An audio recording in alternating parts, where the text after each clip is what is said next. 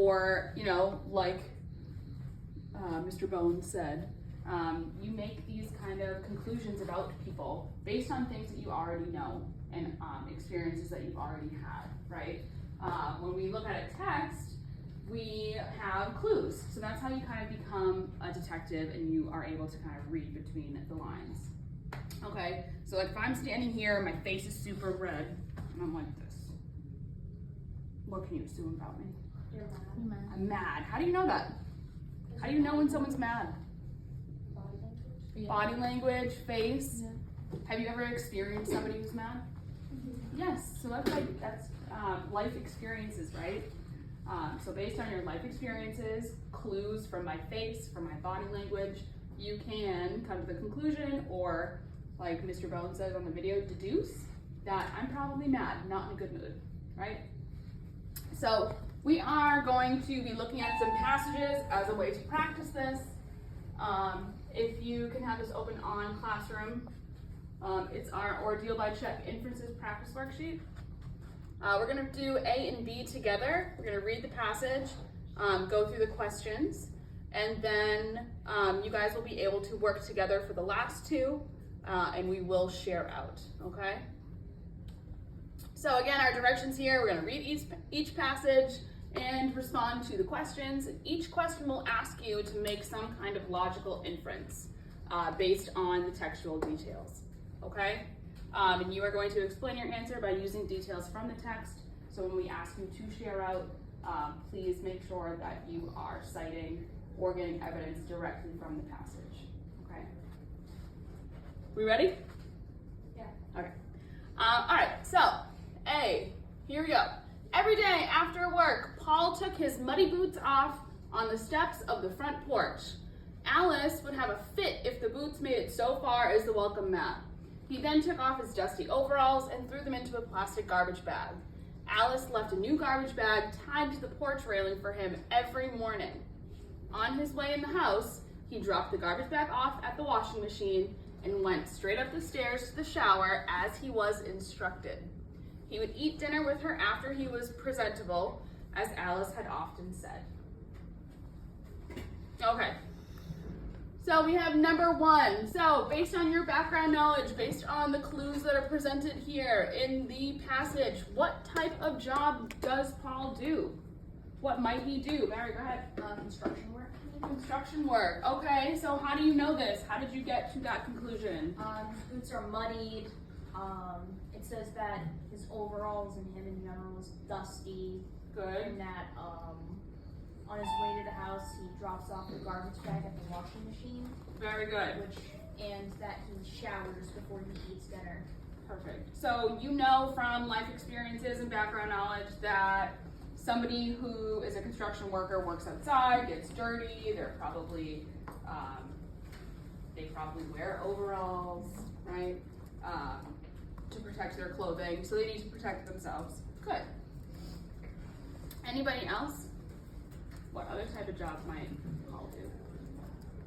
Excavation. Why do you say that? You're digging dirt when it's muddy out. You're getting mud all over the place. It's dusty. Perfect, perfect, right? So there's no right answer for number one, but the fact that you understand that he probably works outside, he probably is getting his hands dirty, are all conclusions that you can come to, because we know that people that work outside, work with their hands, or work in those types of jobs, they're most likely going to be muddy or dirty. Okay? Good. Number two, describe Alice. What's Alice like? Right? We don't explicitly know. It does not tell us literally how Alice acts or who Alice is as a person. So we're going to have to use those inferencing and those clues and those inferencing skills to find out how Alice, how we could characterize Alice. So what do we think based on what we know? Who's that? Neat freak. Okay. Yes. Why do you say that? What in the text supports that she likes to be cleanly or neat? Because he can't even go into the house or pass the welcome mat without taking off his boots and clothes. He has a bag for his clothes. Good. Is there like a sentence or a couple words in particular that you can pick out? Alice would have a fit if the boots made it so far as Good, good. So, Denisha, you're saying that she is very cleanly. She likes things a certain way. Some people might call her a clean freak, even though there's nothing wrong with being cleanly or being organized. And you found that this sentence here, right? She would have a fit. So she'd be really mad if he came inside with those muddy boots.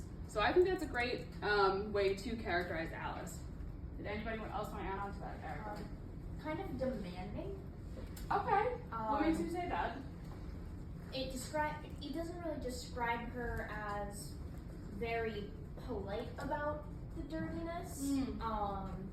She, like, Alice would have a fit with the boots, he needs to barn the welcome mat.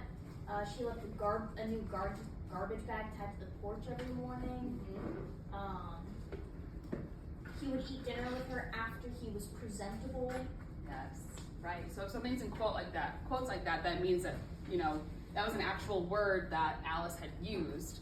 So yeah, it definitely sounds like, you know, she might be demanding, like she has things in a certain way, right? And she might be, and this will bring us to the third question here, maybe she's like the boss of the house. So very good. All of the examples that you guys gave supported how you were describing Alice. So that's perfect. So number three, what relationship do Paul and Alice have? What's like their familial relationship that they might have? Maybe they're married. Okay, what makes you say that? Because the way it's being described, I don't feel like in most cases a mom would talk to this about like this to their son or vice versa, and I feel like the way it's being written, it kind of feels like I feel like if they were siblings, it would be written in a more playful tone. Okay, so you can kind of like deduce that, you know, maybe they're most likely not siblings, right? Because maybe Paul would push back a little bit. We don't really have any clues here that tell us that. So you think that they might be in a relationship, right? Because he's following her directions? Yeah, kind of. Okay. It's more about the evidence of what's not there than what's there. Okay. All right. I can see that. And again, there's no final conclusion here, right? There's no right answer, especially when we don't have any more context or any more information about the passage or the people in there. Denisha, go ahead. I think the last sentence, like saying like he only eats dinner with her if he's presentable, seems kind of like husband and wife, like husband come home from work. Okay. He could only eat dinner with her if he was good. If he looks okay, right? Okay. Awesome. Does anybody else think that it's a different type of relationship? Or like maybe like a landlord? Who eats dinner with their landlord? What's the talk to their landlord? I don't know. I'm just trying to make the point that there's not just one conclusion here, okay? And I think we all kind of understand that. Awesome. All right, let's move on to B. Poor little Max. All right. So in this passage, we have crack, thunderstruck, and rain poured. Max stared blankly out the window, trying to contain his emotions that raged like the weather. He was beginning to lose it. Dropping the kite from his hand, Max broke out into full sobs. His mother comforted him. There, Max. We'll just find something else to do. She began to unpack the picnic basket that was on the counter and offered him a sandwich. Max snapped, "I don't want a sandwich." A flash from the sky lit up the living room and boom, bomb side. All right, number 4. Why is poor Max upset? Scared of the storm. He wanted to fly his kite. Scared of the storm, He wanted to fly his kite. flies a kite. Okay, let's start first. How do we know he's afraid of the storm? He's like looking blankly out the window and like he can't contain his emotions. Yeah, The and weather. I think that you know from life experiences that if somebody is just staring out blankly out of the window, right, they're not jumping up and down, so we can assume that they're not really happy. And especially him being like a young kid. what do we know like young kids like to do? They like to go outside. They like to go outside and probably play. Good, so we can assume that, or we can infer that Max is upset because it is raining out and he probably wants to go outside, right? How do we know this? Well, he's staring blankly out the window. He has emotions that are raging, right? So he's upset. And he drops his kite, which is something that he plays with outside, right onto the ground and he starts crying. Perfect.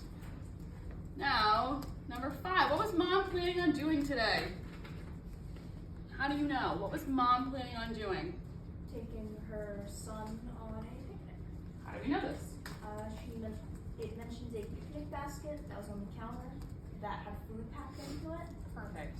Max has his kite and all that, which implies that he was ready to go outside too.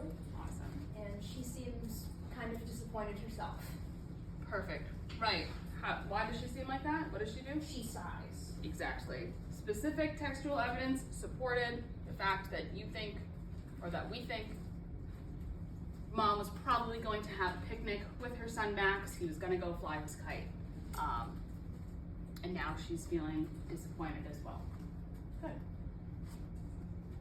Is it starting to make sense to people? Yes. Starting to kind of like read in between those lines, right? To kind of help you create a bigger story and give your story more details. Do we think we can try C and D alone? On our own? Yes, no? Yeah. Yes.